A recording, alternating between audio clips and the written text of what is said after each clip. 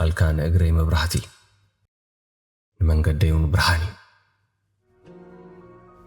ጉዕዞይ ነይሩ ብዘይ ቃልካ ዝጓዓዘሉ ከም ጉዕዞ ፍርቂ ለይቲ ወርሒ ዘይብሉ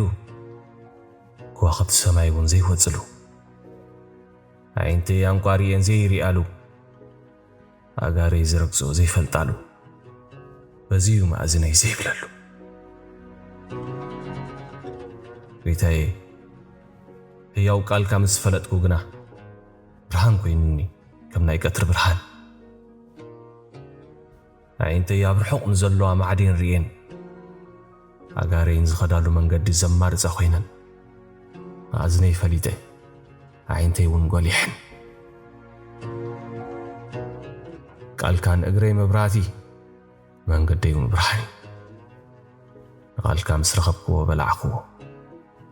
ከም ማይ እውን ሰተኽዎ እምብዛ ድማ ኣፍቀርክዎ ንዓኻ ምእንቲ ኸይብድልሲ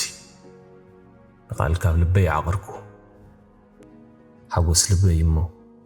ዘለዓለም ርስተይ ገበርክዎ ወእግዚአብሔር ኣምላኸይ ህላውነትካ ኣብ ውሽጠይ ክንዲ ኩሉ እዩ ንዓይ ናብ ግዳማይ ጥምትን ክረክብ ቃዛይ በቲ ዘፍቅሮ ቃልካ እዩ ደስታይ ቃልካ ካብ ወለላ ማዕሪ ይምቅር ባህታ ኣለዎ ውሽጢ ከም ናይ ብተይ ዘሕንትር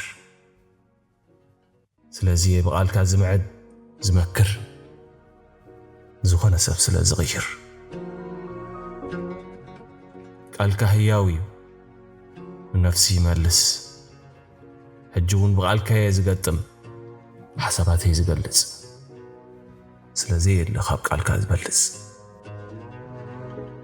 ቃልካ ንእግረይ መብራህቲ መንገደይ እውን ብርሃኒ ቃልካ ምስ ፈለጥኩ እምብዛ ለበንኩ ምሕላው ቃልካ ኸኣ ግደዩ ይበልኩ መንገዲ ምስክራትካ ከም ብኩሉ ሃብቲ ገይረ ተሓጐስኩ ናባኻ ክበጽሕ ድማ እህንጠ ኣለኹ